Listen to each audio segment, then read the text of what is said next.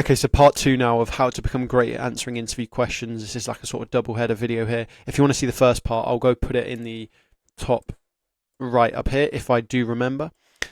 Basically, go and watch that one first. That's where I explain this 4-step process on how to get good at interviews. Now, in this second part, I want to get into something in particular, which is this practice thing here. Okay, because I say this in a lot of my videos. I mentioned it in the last one. Go and learn your answers through practice. Go and practice your interview questions. But what does that mean? What does practicing an interview like even mean? I'll talk through exactly like how you can practice it. Okay, I'll just break it down step by step for you. Just before we get into that, if you don't know me, let me introduce myself. My name's Owen. I'm a degree apprentice, and I help people get degree apprenticeships in the engineering, technology, and finance industries. I myself got 8 degree apprenticeship offers, and I've helped my students last year get into companies like JLR, KPMG, Amazon, Bank of England, IBM, another JLR, BT, JLR, Airbus, GSK, Rolls-Royce. Yeah, we could go on all day, but that's basically what I do. I help people get degree apprenticeships. So let's get into this then. So what do you do to practice? So basically, you've planned out the answers to the common questions. Okay, we covered that in the last video. You've gone and done that. So how do you go and actually practice these now to learn your answers? This is essentially what you're going to do. Let me just explain this. Okay, so you'll have planned out the answers to the common questions. So in the last video, I showed you this sort of list of questions, and what you're going to do is you're going to go through this list of questions, make a bunch of bullet points, plan out your answers so you know what you're going to say. Okay, then what you're going to do is you're going to create a new document now, and I've just shortened it now down to 5 questions just to keep it simple. So you're still going to keep this entire list of questions just for the purposes of this video. I've shortened it down to only 5 so that it makes sense. What you're going to do is you're now going to split it up into 2 lists. Okay, list number 1 is just the questions, okay, on their own. Then list number 2 is the questions with your answers. So you've obviously got these notes here on how you want to answer them. Okay, boom, all the questions. Now, what you're going to do is you're going to practice using these questions up here. You're going to have a look at this question, okay? Tell me about yourself, and then you're going to deliver it out loud, okay? Tell me about yourself. So my name's Owen. I'm in year 13. I'm currently studying maths, physics, and chemistry.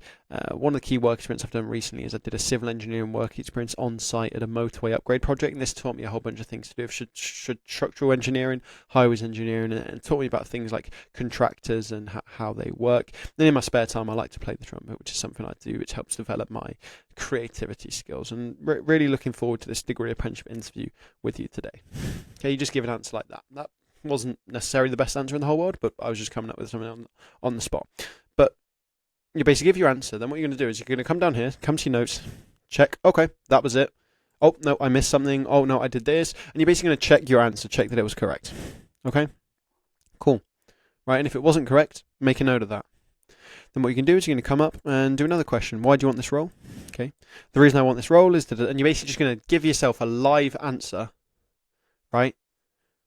A live answer, and then what you're going to do is you're going to come down here and check it matched your thing. And you're going to go and do this one. And what you're going to do is you're going to come up here with this no notes. You're going to deliver as that full answer as much as you can, and then come down here.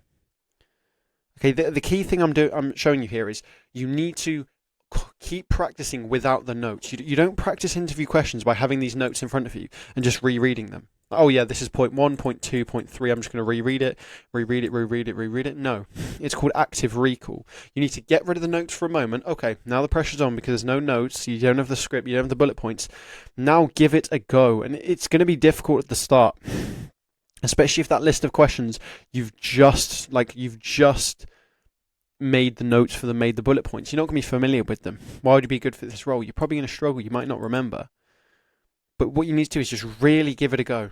Sit here for a good minute, 2 minutes, right? And really try and think. Give it your best go. Don't just give up. Because that's the thing. You guys know Quizlet, right? Quizlet is like a language app where you learn vocabulary, right? And you can do flashcards. So it's like rouge, red, vert, green, blue, right? Chien, dog, that sort of thing. Right? Really testing my French here, like les États-Unis, like the United States. Okay, that sort of thing, right? And it's on each side of the flashcard. So you'll see one side of the flashcard, right? And it'll be like Allemande or something, which might be Germany if I remember right. And you'll be like, oh, okay, that's Germany. Click it. Okay, it's Germany. Boom. Now, what a lot of people do is they'll see a flashcard and they'll see a word they're not familiar with. Like joli, for example, right? They'll see that word. And what they'll do is they'll literally just press it and be like, oh yeah, it's pretty. Right, cool, okay. you're not gonna remember it that way. Because when you are remembering things, what you need to do is you need to essentially strengthen the connection between you and that word. Like you need to strengthen the connection in your brain between like you and the answer. So if you're trying to learn a vocabulary word in a different language, joli, okay, and you can't work out what it is, you need to sit there and suffer for like 30 seconds trying to work it out. Because a lot of people, they'll just give it 1 second. If I can't think what the answer is, I'll just skip through. Okay, if I don't know what it is, I'll just skip through. Poisson, don't know what it is, I'll skip through. But if you sit there and sort of really dig into the back of your brain, 10, 15, 20, 30 seconds, you might end up finding it. And if you find it after 30 seconds, after 30 seconds of thinking, you're like, oh, it's fish, I've got it. That's going to strengthen that connection now, and that means you're going to remember it better in future. Because when you just, you try and think, oh, I don't know, and you click it after 1 second, you're not going to remember anything because you haven't really tested yourself. It's the same with interview questions. If you look at a question, like you come up to this list, right, and it's some random question that obviously you'd scripted previously, but you can't remember exactly what you said, don't just immediately go straight down. You need to sit there and suffer, okay? Like, this sounds kind of weird, but this is exactly what I did with languages. Languages were some of my best subjects when I was doing them for GCSEs and A-levels. Really try and suffer on remembering it. See if you can strain your brain, get into the back of your mind and try and find what it is. Okay, let's say it's a question like, tell me about a time when you came up with a creative solution. Right? And you see that and you remember the scenario, but you can't remember exactly what it was you said. What actions did I specifically say? Okay, sit here for 30 seconds, 1 minute, 1 minute 30, 2 minutes, and really just dig into your mind. Just go there and work out what did I say. Oh, I said this. And probably this, and really dig deep. Okay, dig deep. And what you're going to do is you're going to be able to pick out certain things. You're going to be able to pick out something. And when you pick that out after 30 minutes, 60 seconds, 90 seconds of suffering, now that connection is going to be so much stronger. So now next time when you go into that question, that connection's clearer for you to go and use, and you're going to get that better. And it means next time you're going to get it faster. Next time faster, until eventually it's instant. It's instant. Right? And it's annoying. It's suffering. I'm specifically using the word suffering because this is annoying. Because it's so much easier just to, struggling with something, I don't know what to do. I don't know what this question is. Let me just scroll down and check what my notes said. No. Hold on for 30, 60, 90 seconds. And this is what's going to develop that memory. It's going to develop that resilience and that.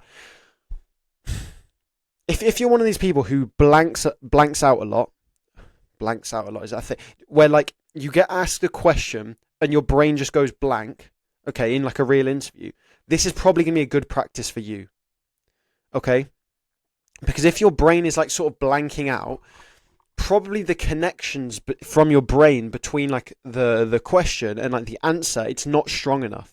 There's a very weak connection there, which means sometimes you remember it, but most of the time you just can't quite make that connection. This activity is going to be very good for you. It means when you blank out, okay, in when you're practicing it by yourself in your bedroom, just suffer in that blanking out for 30 seconds, 60 seconds, 90 seconds. Sometimes you won't find it, in which case, fair enough, call it quits after 2 minutes, go and check it, right? But you'll be surprised. A lot of the time, after 60 seconds of really hard work, hard suffering and thinking about it, you're going to be able to make that connection. Boom, it's now stronger, which means you're less likely to go blank in the future.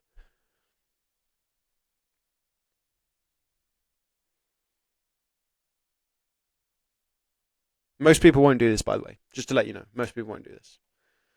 A lot of the easy things that I say in my videos, like top 3 questions to ask the interviewer at the end, or top 2 things to do on your LinkedIn to stand out. Yeah, everyone will go and do that because it's 2-second things. But those things are only things that are going to change the chance of you getting a job by 0.1% anyway.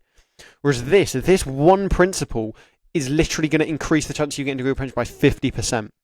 Because it's going to completely change your ability to interviews, from not being able to remember stuff, from just scripting it, from being stuck, from your mind going blank, to actually being able to make these connections because you spent the time suffering. That's the best word for it. You have to suffer for 1 or 2 minutes per question trying to grab that answer. Reaching into your brain to try and grab that answer. And this is what you do to practice. Okay, you have the questions where there's no answers. Okay, you just think, okay, I'm going to try this question. Then you suffer and try and give a full answer. Okay, you don't give up. You don't say, oh, I don't know this one, I'm going to check. No, forget it. What you're going to do is you're going to sit there and suffer for 1 or 2. I know I'm going over and over and over and over and over on this again, but it's like people don't do this. People just struggle with a question. They're straight away here. And it's like, yeah, there's no wonder why you get to your final interview and your mind goes blank, because you've never actually given yourself an opportunity to think about it. Every single time you've been practicing it, you've never actually forced yourself to give an answer. You've looked at the question and like 2 seconds later, you've run out of patience and you've just come down here and checked it because you want this quick dopamine of getting the right answer. Even though you didn't get the right answer, you just came and checked the answer. Go and suffer in it.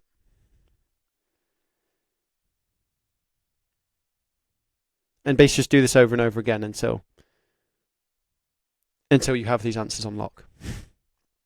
Yeah, there's no easy trick here. Maybe someone else has the easy infinite money glitch where you can learn all these things in 2 seconds. I don't have it. Sorry. Go through these, tell me about yourself, deliver your full answer, check that it was right. If it was right, oh, awesome. If there's things you can improve, make a note of it and go do it again. And the order, you can mix it around. You can either do them all in order and then do it in all order again. You can do it randomly. You can focus on one question. I think this is decent. Focus on this question. Do it. Oh, it needs to be better. Do it again. Oh, it needs to be better. Do it again. Perfect. Okay, let's move on to the next question. The best one, this is if you're an absolute psycho in a good way, and you want the best possible results for this, and this is what I did for like when I need to memorize things, is you basically go with question 1. Let me do it, check it, cool, okay. Question 2, let me do it, check it. Okay, now I'm going to do question 1 again, right? Question 1, then I'm going to do then I'm going to come up here, do question 2, check it 2, then I'm going to do 3, check it 3, then I'm going to do 1, 2, 3, 4, 1, 2, 3, 4, 5, 1, 2, 3, 4, 5, 6, 1, 2, 3, 4, 5, 6, 7, 1, 2, 3, 4, 5, 6, 7, 8. This is how I was able to memorize dozens of geography exercise book pages, literally word for word. Because I just learned the first one, test the first one. Learn the second, test the first and second. Learn the third, test the first, second and third. Learn the fourth, test the first, second, third and fourth. So by the time I've done like all the first, second, third pages, I've done it like 20 times. So it's like, of course I'm going to know those perfectly.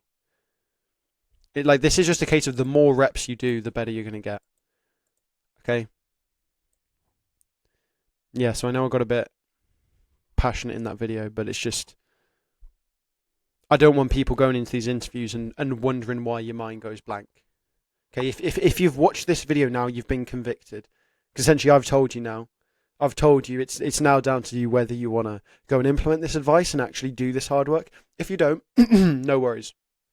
That's down to you. If you end up getting an offer, fair play to you. But maybe you won't. I don't know. I honestly don't know. Okay, but that's the tactic there. List the questions with no answers. List the questions with answers. Go through this, check, go, check, go, check, go, check, go. Make yourself suffer. That's the key thing from here. Okay, make yourself suffer, because the longer you make yourself, if you suffer for 5 minutes and then you make that connection, that's going to be super powerful. Okay? I hope I've explained that right. Because it makes so much sense to me, because I've done this so many times. When I'm learning languages, vocabulary, I look at a word and I'm like, I don't know what that means, I don't know what that means. I sit there for a minute 30, I'm scanning through my brain. The moment it clicks, it is like mental. You're like, okay. And then with vocabulary, a lot of the time, once you make that one connection, it's like, sometimes it's now easy from then on. It's like you've made that strong connection. It's like it's so much easier going forward, okay? So that is how you practice interview questions. Okay, if you've got any questions, feel free to leave them in the comments below. I do have a coaching program where I help people sort of one-on-one with their interview answers and their interview delivery and just other parts of the assessment centre in general. Spaces are full at the moment, but if you do want to join the waiting list, it'll be the first link in the description. You can go there, just fill in your email, and yeah, you'll basically be on the waiting list, and I'll notify you when some spaces open. Already in the coaching program, we've got 2 people getting offers from Deloitte. That's just this year. Okay, so yeah, hope you found this video useful. Any questions, leave them in the comments, and I'll see you in the next one. Peace out.